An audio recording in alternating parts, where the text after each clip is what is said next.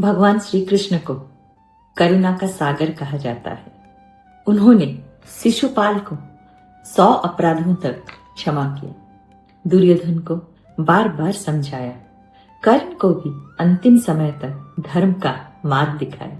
लेकिन महाभारत में एक ऐसा क्षण आया जब श्री कृष्ण ने ना किसी को क्षमा किया, ना किसी के आंसू देखे, ना किसी की प्रार्थना सुनी। आखिर ऐसा हुआ क्या था? किस अपराध ने स्वयं भगवान को यह निर्णय लेने पर मजबूर कर दिया कि अब क्षमा नहीं, केवल न्याय होगा? आइए जानते हैं इस अद्भुत रहस्य को। महाभारत हमें बताती है कि भगवान श्री कृष्ण कभी भी बिना अवसर दिए किसी को दंड नहीं देते। उन्होंने दुर्योधन को अनेक बार समझाया, धृतराष्ट्र को चेताया, भीष्म, द्रोण और कृपाचार्य से भी धर्म का साथ देने का आग्रह किया। यहाँ तक कि युद्ध शुरू होने से पहले वह स्वयं शांति दूत बनकर हस्तिनापुर पहुंचे। उन्होंने केवल 5 गांव मांगे। उन्होंने कहा, 5 गांव दे दो, युद्ध टल जाएगा।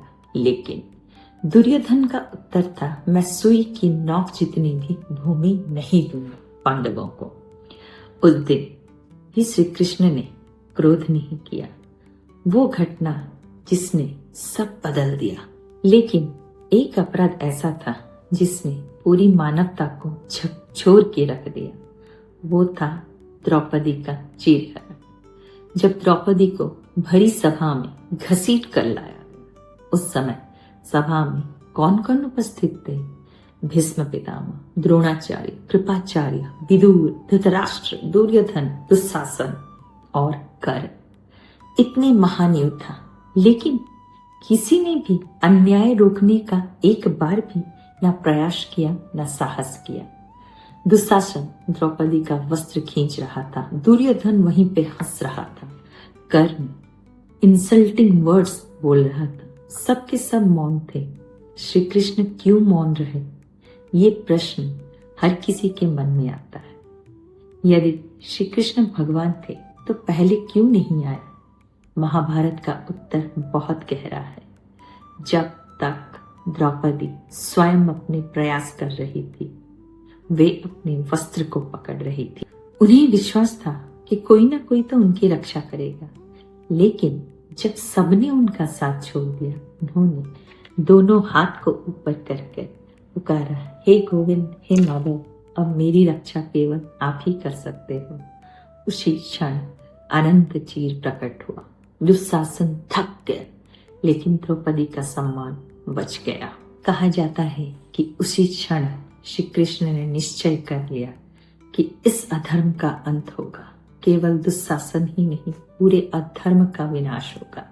क्योंकि जब समाज अन्याय देखकर भी मौन रहता है, तब वो भी अपराधी बन जाता है।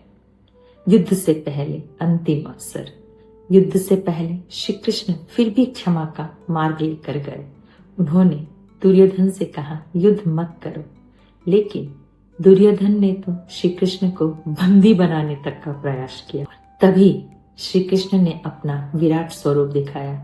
फिर भी दुर्योधन का अहंकार नहीं टूटा। महाभारत में हर योद्धा को अपने कर्मों का फल मिला। दुशासन जिसने द्रौपदी का अपमान किया, भीम ने उसकी प्रतिज्ञा पूरी की। दुर्योधन जिसने अधर्म को अपना धर्म बना दिया, उसका अंत गदा युद्ध में हुआ। कर्ण सब जानते हैं, महान दानी थे। लेकिन उन्होंने द्रौपदी का अपमान होते देखा। उन्होंने उसका विरोध नहीं किया। धर्म केवल दान से नहीं, सत्य के साथ खड़े होने से सिद्ध होता है। भीष्म, महान प्रतिज्ञा वाले भीष्म, लेकिन अन्याय के समय मौन रहे। महाभारत हमें सिखाती है कि महान व्यक्ति भी यदि अन्याय के सामने मौन रहे तो इतिहास उन्हें भी कटघरे में खड़ा करता है। यहाँ एक गहरा आध्यात्मिक रहस्य है। श्री कृष्ण व्यक्ति से घृणा नहीं करते, वे अधर्म को समाप्त करते हैं। भगवान का उद्देश्य बदला लेना नहीं था कभी भी, बल्कि धर्म की स्थापना करना था। इसीलिए तो भगवत गीता में वे कहते हैं, यदा यदा हि धर्मस्य ग्लानिर्भवति भारत, अर्थात जब जब धर्म की हानि होगी तब तब मैं यानी कि भगवान कृष्ण धर्म की रक्षा करने के लिए अवतार लेंगे और इस पृथ्वी पर आएंगे। तो महाभारत का सबसे बड़ा संदेश क्या है? महाभारत ये नहीं सिखाती कि केवल बुरे लोग ही दोषी होते हैं। यह भी सिखाती है कि जो लोग अन्याय देखकर भी चुप रहते हैं वे भी कहीं ना कहीं उस अधर्म का हिस्सा बन जाते हैं। यदि आपके सामने किसी के साथ अन्याय हो रहा है और आप केवल इसीलिए चुप हैं कि मुझे क्या, तो महाभारत कहती है मौन भी कभी कभी अपराध बन जाता है। आज के जीवन में इसका अर्थ आज द्रौपदी का चीरहरण केवल वस्त्रहरण नहीं है। किसी का अपमान करना, किसी की प्रतिष्ठा गिराना, सोशल मीडिया पर किसी को नीचा दिखाना, कमजोर का शोषण करना, किसी के पीछे बेवजह पड़े रहना या किसी के साथ गलत होते देखकर भी चुप रह जाना, ये सब उसी अधर्म के आधुनिक रूप हैं। और श्री कृष्ण का संदेश आज भी वही है कि धर्म के साथ खड़े रहो। जब तुम धर्म के साथ खड़े रहोगे तो वो मुरलीधर तुम्हारे साथ खड़ा रहेगा। तो श्री कृष्ण ने किसी से व्यक्तिगत शत्रुता कभी नहीं रखी। उन्होंने केवल अधर्म को उसके अंतिम परिणाम तक पहुंचाया है, क्योंकि भगवान की करुणा असीम है। लेकिन जब करुणा का दुरुपयोग अहंकार करने लगे तब न्याय ही ईश्वर का स्वरूप बन जाता है। यही महाभारत का सबसे अमर संदेश है। क्षमा तब तक जब तक धर्म सुरक्षित है, लेकिन जहां धर्म पर प्रहार हो वहां न्याय ही सच्ची करुणा है। राधे राधे। यदि आपको ये कथा प्रेरणादायक लगी हो तो इसे अपने प्रियजनों के साथ अवश्य साझा करें और कमेंट में हरे कृष्ण अवश्य लिखें। और एक बात हमेशा याद रखें, जहां पर भी आपके सामने आपके नॉलेज में अधर्म हो रहा हो, कुछ गलत हो रहा हो, तो हिम्मत दिखाइए और अधर्म को रोकने की कोशिश करिए। ये मत सोचिए कि आपका क्या मतलब है उससे।